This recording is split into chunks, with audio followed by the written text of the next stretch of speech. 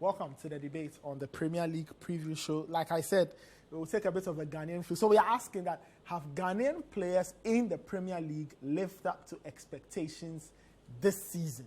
That's what we're asking. This season, have the Ghanaian players in the league, have they lived up to expectation? Collectively, when you look at all of them, have they delivered to the best of their ability? That's our debate question on today's show. Emmanuel, your thoughts on this? There are how many of them in the league? 9 or so? Yeah, about 9, yes. Do you think they've delivered? No. Collectively, when you put them all together, or you are looking at... Collectively, it will be a bit difficult because, I mean, that would be a bit unfair on Thomas Partey, obviously, fine. Because he's in the running to potentially win the league, right? And collectively, I mean, because the majority more or less like outweighs the few, yes. That's being Partey. I mean, I would single like him out, right? And I would say that they've failed. Okay. Why? Okay. First of all, I feel as far like when you look at the teams that they're playing, I mean, let's take them one after the other. Let's take Partey at Arsenal. You've got Kamaldeen at Southampton. Yes. You've got Jeff Schlupp. Kamaldeen and Salisu both at Southampton. Yes. You've got Jeff Schlupp at Palace. Yes. You've got Andre Ayew, who's joined Nottingham Forest. Yes. Jordan Ayew at Palace as well. Daniel Amati at Leicester. Yeah.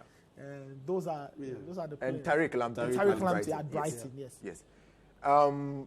Tariq hasn't really been involved in Brighton's game for a long time. I mean, since coming back from his injury, he has barely been using most of it. So he hasn't really had a direct impact on how things have gone down there. Okay. Amate, error-prone. Sometimes he gets it like wrong, like from time to time.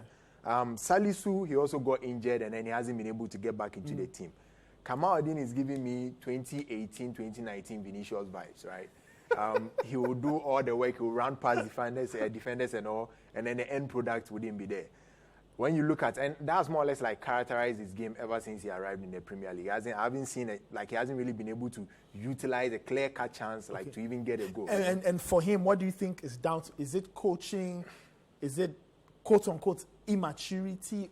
Why is he playing like this? I think it's coaching. Coaching, yeah. I think it's because, for instance, Vinicius Junior, he played like Kamaldeen, and Carlo Ancelotti came in, and things started changing.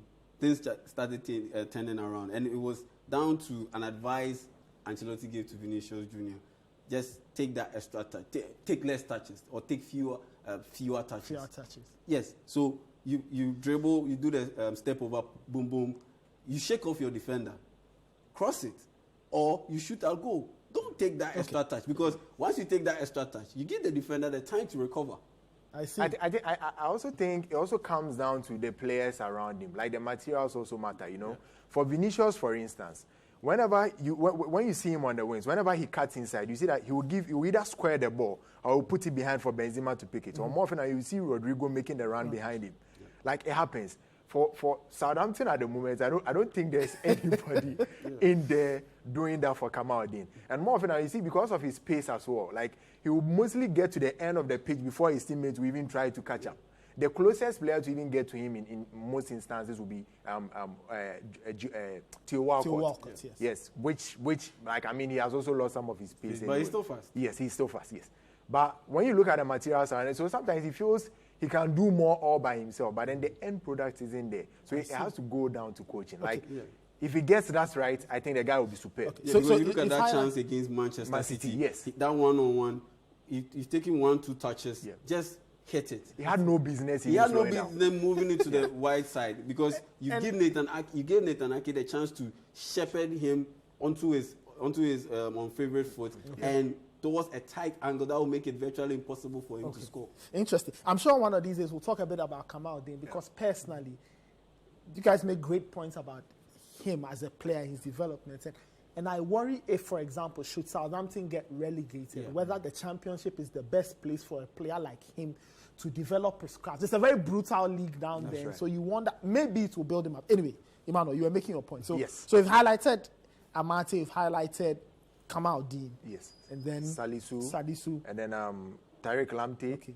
I think the only standouts, like I said, will be Thomas Partey because of what he's been able to. For Arsenal to carry a whole physio to bring him to the Black Star camp, I mean, it should tell you a lot about what he has been able to offer them. Generally, the boys have been they've underperformed. And then when you look at them, to most of them, like when they are in Ghana, they actually start games. And you should actually say more about our national team, like the team setup than anything, you know.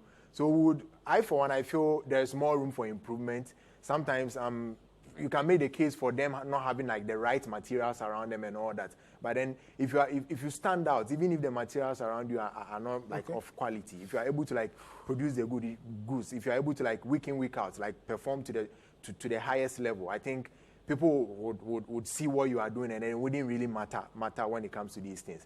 So I feel they can step up. Like generally, they've really underperformed. I see. Yes. Yeah. I think when you have a debate, it's yes or no, or are you with, or are you against but this it? One, but with this one, it's not black and white. It's grey. It's not black and white. Yeah, because you look at a guy like what you said, expectations. That's the key word. Yes, have they lived up to expectations? So yeah, which means at the start of the season, all of us in our mind. Yes, what were we looking for them to be able to achieve at the end of the season or at this point in the season? True.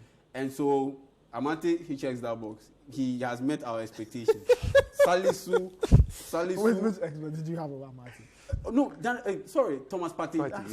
Thomas Partey. Sorry. So he has met expectations. He's met expectations. Salisu has met expectations because when he played, when he plays or when he has played, he has excelled for Southampton generally, and that's what has piqued the interest of teams like Newcastle.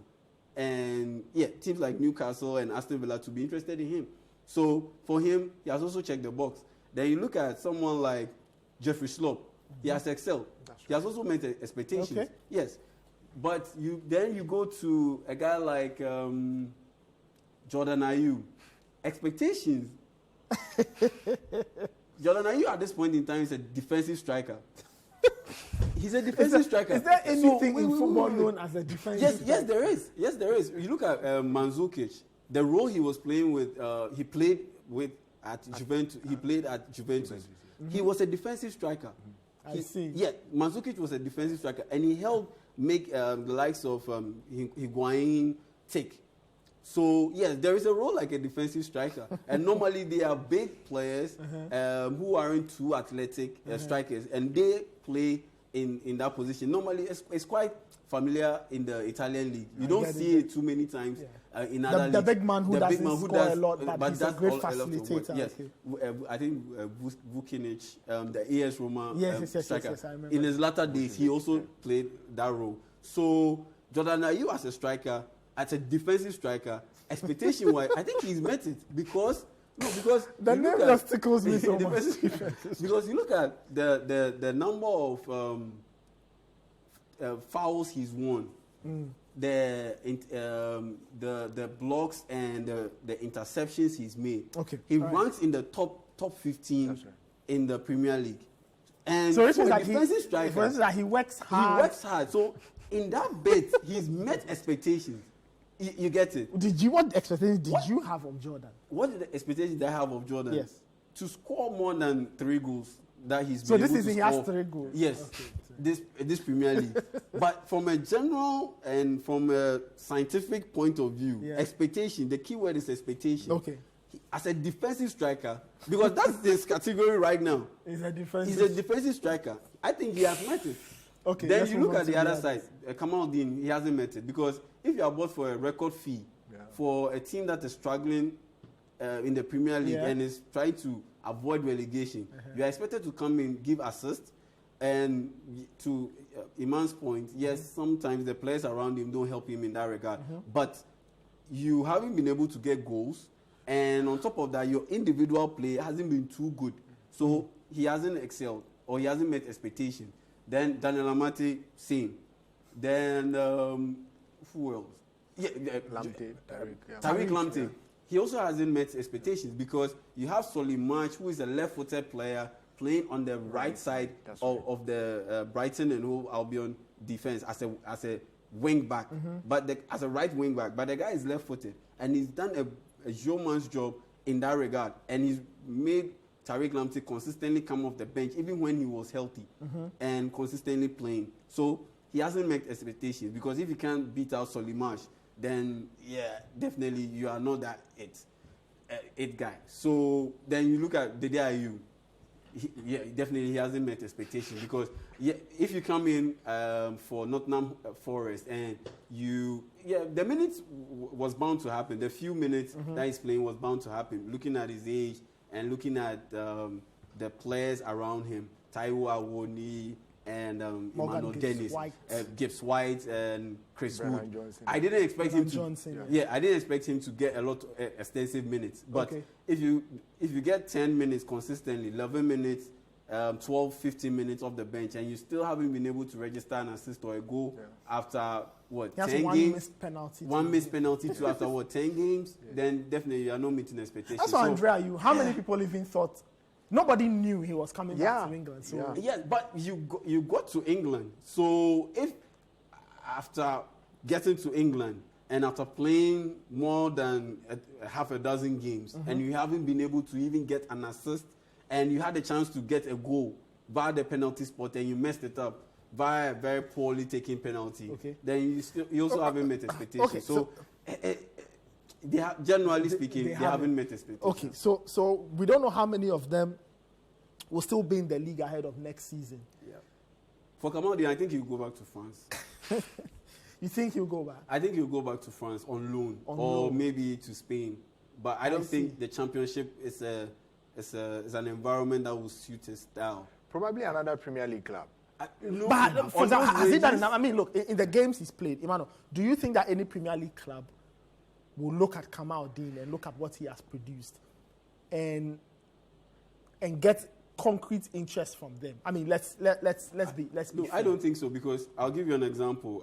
Ismail Assar, he's still with Watford. Okay. He's still in the Championship. And look at how good he is. He's still there. Joao Pedro, Watford, yes. He's still there, and he's just started receiving or getting interest from other Premier League teams.